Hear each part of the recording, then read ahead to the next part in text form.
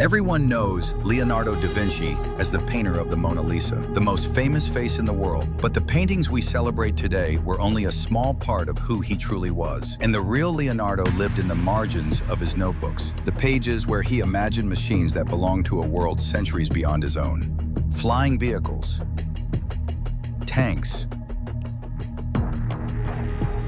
robots,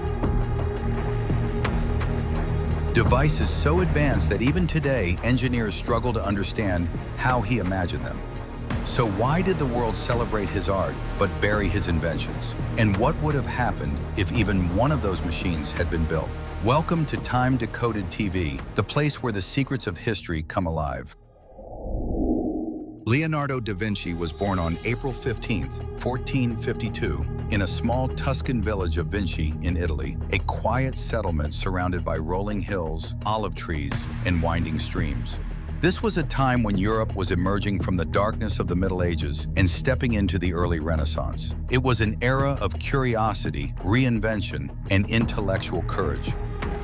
And it shaped a boy who would eventually see the world in ways no one had ever imagined. He studied everything: the anatomy of birds, the flow of rivers, the construction of armor, the hidden geometry inside shells, plants, and animals. He filled thousands of pages with sketches that blended art, engineering, and scientific thought. Each page contained mechanisms, calculations, and ideas that made no sense to the craftsmen of his era. To his contemporaries, these were eccentric drawings. To modern engineers, they are blueprints that should not exist in the 1400s. Leonardo's imagination lived centuries ahead of the world around him, and because of that gap between vision and reality, many of his inventions never left the page, slowly fading into obscurity until the day they were rediscovered. For nearly 4 centuries after Leonardo's death, his mechanical drawings remained hidden in private estates, forgotten libraries, and scattered collections. No one recognized their true significance.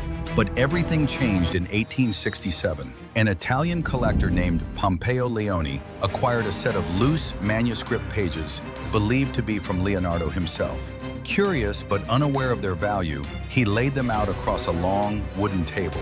Within minutes, he realized he was not reading simple sketches. He was staring into the mind of a man who had envisioned machines far beyond his century.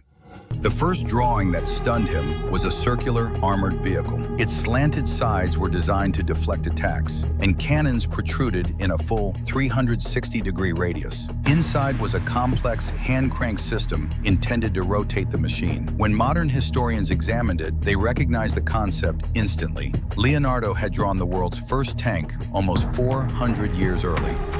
Next came a strange wooden cart filled with springs and gears, arranged in a precise mechanical sequence. It had no seat for a driver, no harness for horses, no steering reins. The mechanism suggested one thing: it could move by itself. Scholars assumed it was theoretical until a reconstructed version in 2006 moved exactly the way Leonardo designed it. This made it clear that he had created the world's first self-propelled vehicle, centuries before automobiles existed.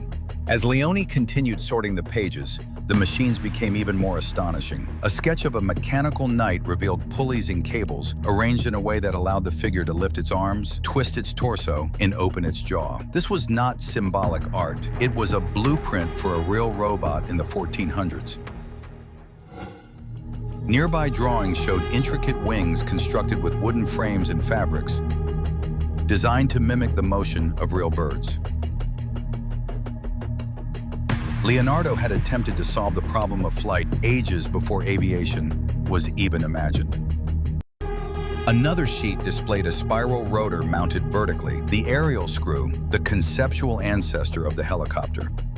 Engineers who studied it concluded that Leonardo had understood vertical lift centuries before anyone else.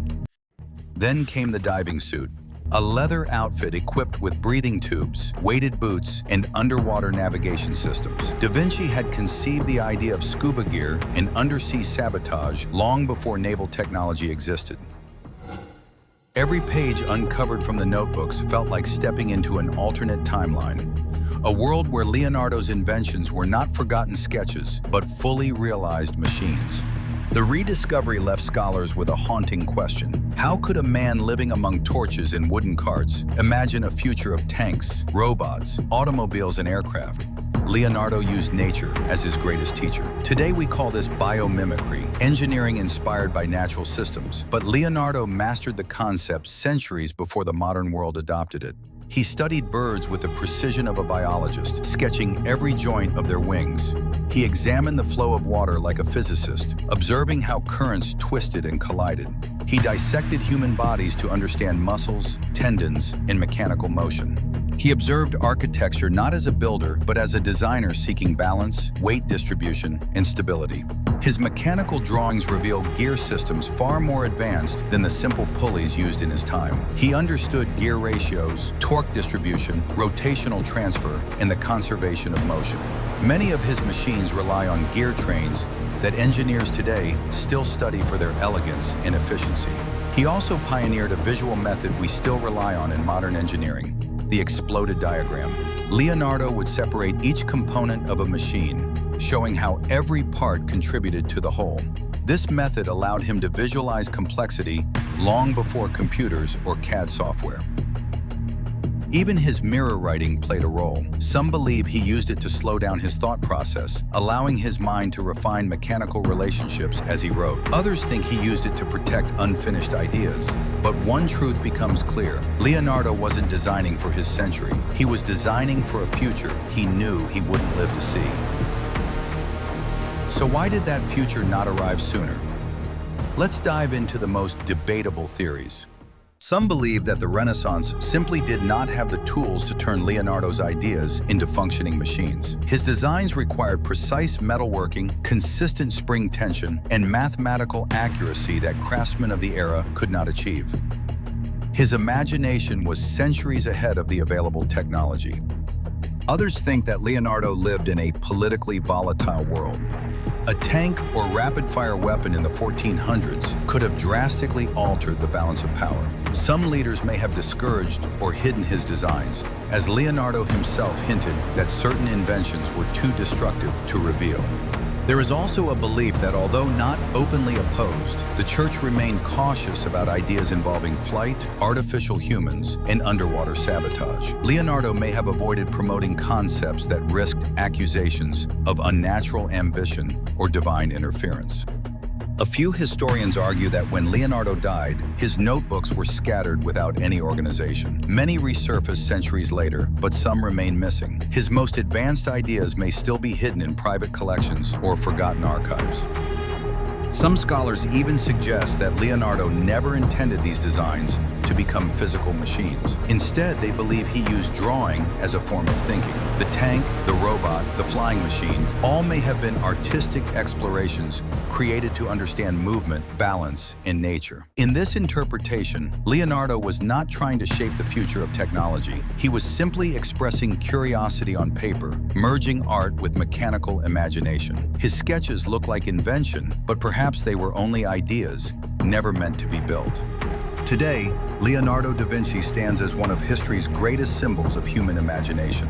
Engineers reconstruct his machines to understand how he thought. Aviation experts study his flight diagrams. Robotics specialists examine his automaton Knight as one of the earliest attempts at mechanical motion. And historians continue to decode his notebooks like treasure maps, hoping to uncover ideas that may still be hidden. But one thing is certain: Leonardo did not wait for the future. He sketched it, refined it, and dreamed it into existence on parchment long before humanity had the tools to build it. His inventions never shaped the Renaissance, but they transformed our understanding of what a single mind can achieve when it chooses to look beyond the limits of its own age. Perhaps Leonardo wasn't trying to create machines for his time. Perhaps he was quietly shaping a future he hoped humanity would one day reach. Maybe his true legacy is not the inventions themselves, but the reminder that creativity can see centuries ahead. See you in the next chapter.